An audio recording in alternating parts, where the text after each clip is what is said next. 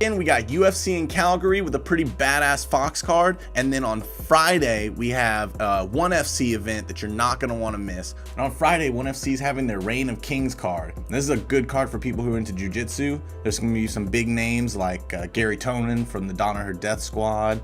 There's Yuki Kondo versus Renzo Gracie. Hopefully their last MMA fights.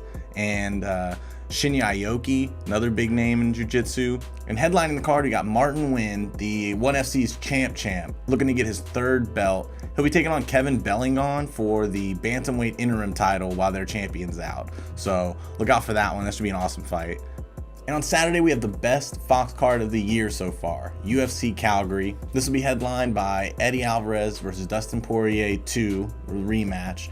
The last fight, they had a weird illegal knee situation from Eddie Alvarez, so that one got turned into a no contest. I think I'm gonna go with Eddie Alvarez. I think Eddie's gonna get the win on this one. I think he's just tough to put away. He showed he had a really good strategy in the Justin Gaethje fight, and then in his last fight with Dustin Poirier. You know, he got rocked. He was starting to get figured out a little bit, but you know, he's really smart with his game plans. He uses those fakes, those feints to try to get a read on what his opponent's going to do and moves based on that. So yeah, I'm going to go with Eddie Alvarez for that fight. That's going to be the headlining fight. Also, whoever that lady is that's screaming in all of Eddie Alvarez's fights, someone tell her to shut up for this one, please. I'm going to be listening out for that. And in the co-main, we got Jeremy Stephens versus Jose Aldo. I think I'm going to go with Jeremy Stephens on this one. Jeremy's been on a really good run lately. He just beat Gilbert Melendez, Doo Ho Choi, and Josh Emmett. This is an interesting matchup with Jose Aldo. You know, they're both really good at kicks, really good at leg kicks. You know, we saw Jeremy Stephens' leg kicks in that Gilbert Melendez fight when he just chopped down Melendez's front leg until he could barely walk on it anymore. But Jose Aldo was kind of the pioneer for that. He's great at kicks, flying knees. You know, Jose's well-rounded.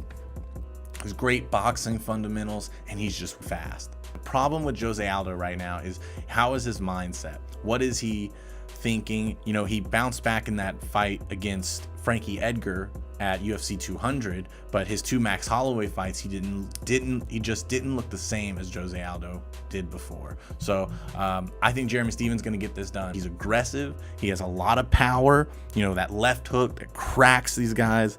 He switches stance. He's just getting better and better every fight. I'm gonna go with a KO with Jeremy Stephens. Next up, you got Joanna Jędrzejczyk versus Tecia Torres. This is going to be a great matchup too. All three of these main card fights are great. You got Tecia, who is fast, has great combos, and she moves in and out really well. And she's going to need all of that against Joanna Jędrzejczyk, who until her fights with Rose was untouchable for any other fighter in that division. Best Muay Thai kickboxer in that division. Her Muay Thai, her elbows, front kicks, kick teeps to the face. She throws perfect combos, finishes almost every combo with a head kick or a leg kick, and changes it up constantly.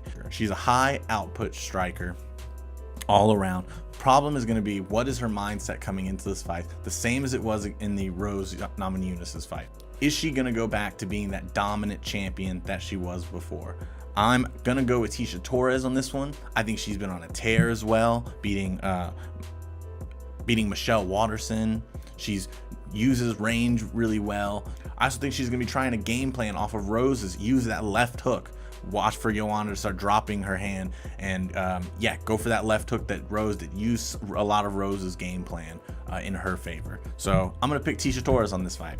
And rounding out the main card, you got Alexander Hernandez versus Olivier Aubin-Mercer. Both young guys. Olivier's been in the UFC a little bit longer, and he trains at TriStar, well-rounded fighter, and good jiu-jitsu.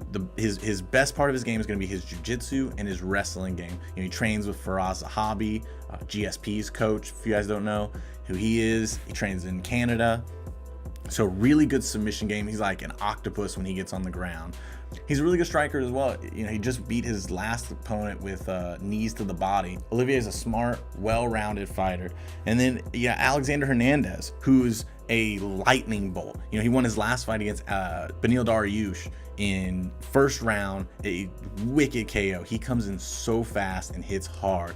He moves in and out, just really sharp speed, and speed equals power. He's super fast. He's from San Antonio. Shout out Texas. I support most fighters from Texas, so shout out Alexander Hernandez. So I got him winning this one.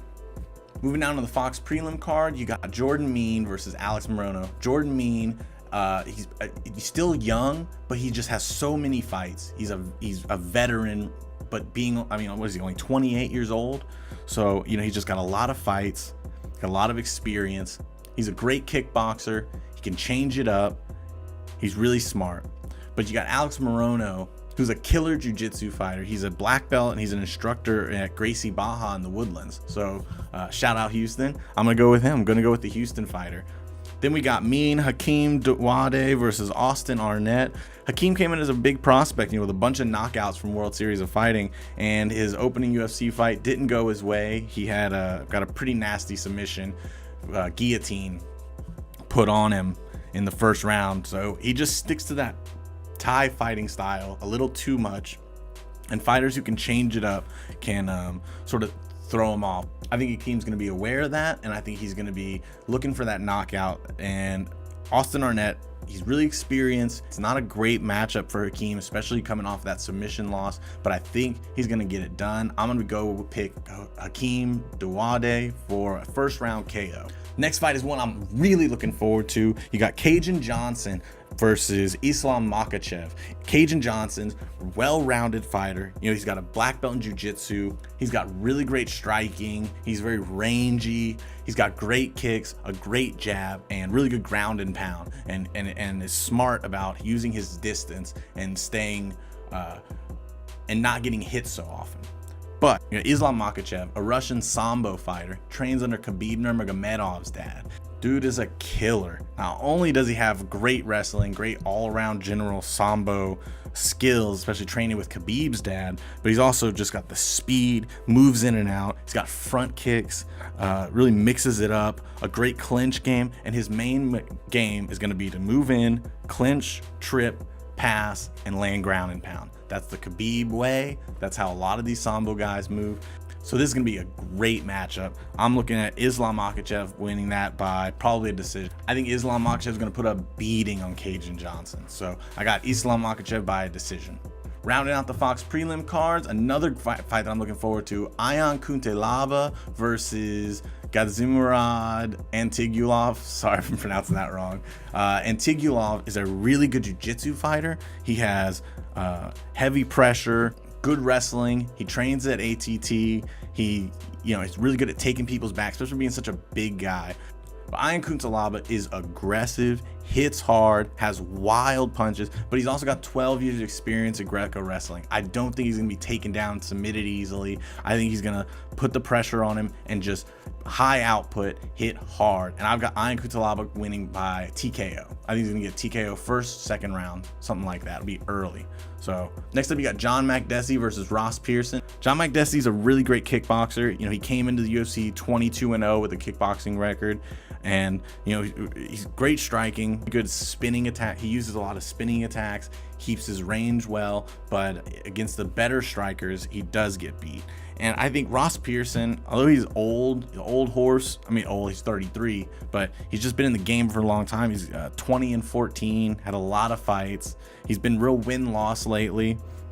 But I think his experience and his fundamentals in boxing are going to get him the win. I think John Makdessi is going to really be looking for a win here and be using some spinning attacks and some more high-risk moves that I think Ross is going to be able to expose. So I got Ross Pearson on this one. I'm going with the horse. Next is Alexis Davis versus Caitlin Chookagian. Caitlin Chookagian is a really good prospect in that division. She's 10-1, one of the few with a good record like that. Caitlin Chookagian is going to have to come out more aggressively than she has in her last few fights. She takes a while and throws a lot of strikes. She's very high output, but she doesn't hit her opponents very much. She kind of waits, throws a lot of strikes to find her range, and when she does find her range, then she starts really putting it on him. But it takes her a while. She trains at Renzo's Gracie's, so she has the jiu-jitsu. She trains with Gordon Ryan, so she's going to use a combination of her kicks and her high output striking, and I think she's gonna put it on Alexis Davis, and I'm gonna go with Caitlin Chikugian on this one. Next on the Fight Pass prelims, you got Dustin Ortiz versus Mateus Nicolau. Dustin Ortiz, longest neck in the game. I don't know if you guys seen his picture, but I don't know if he's trying to look taller, but he looks like a giraffe. So you got Dustin Ortiz versus Mateus Nicolau. Dustin Ortiz, great wrestler, great throws, and has good cardio. He really puts it on him. He puts forward pressure, uses a lot of forward pressure, but one of his problems is gets his back taken pretty often. Andre Pantoja did it, and then another one of his fights before, he got his back taken too and got submitted by rear naked choke. So against a guy like Mateus Nicolau, who's jiu-jitsu black belt, he's 13-1, trains at Jackson's, he's gonna have a really good game plan. I'm gonna go with Nicolau on this one. I think he's gonna somehow get Ortiz down and take his back somewhere in a scramble. Ortiz is, he has a problem with his defense. He lets his back get taken sometimes, and that can be a problem against a really good jiu-jitsu guy. So I got Nicolau with submission. Next, you got Randa Marcos versus Nina Ansaroff. Randa Marcos has a really good clinch. She likes to use takedowns and trips, try to lay on top of her opponent and use ground and pound from half guard and just work from there. But Nina Ansaroff is an underrated striker. She has a Taekwondo background and uses a lot of those kicks, those front kicks, roundhouse kicks, and she's just an all-around better striker than Randa Marcos and a lot of people in that division. She just beat Angela Hill. Angela Hill's one of the best Muay Thai strikers in that division, and she beat Angela Hill. She had a little more power and she kept up with her striking. And she trains with the women's bantamweight champion, her girlfriend Amanda Nunes. I think having that champion there with you, helping you, can help raise your abilities. So I'm gonna go with Nina Ansaroff on this one. I think she gets it done. I think she's gonna outstrike her and put the pace on her and get that decision. And lastly, you got Devin Powell versus Alvaro Herrera.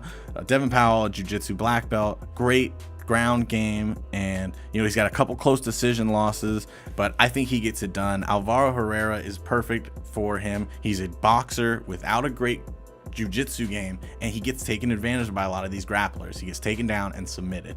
So I got Devin Powell on this one by decision. So thanks for watching. Please like the video and subscribe to the channel. Let me know in the comments what your favorite fights are going to be and who you think is going to win. Tell me what I got wrong. So thanks, guys.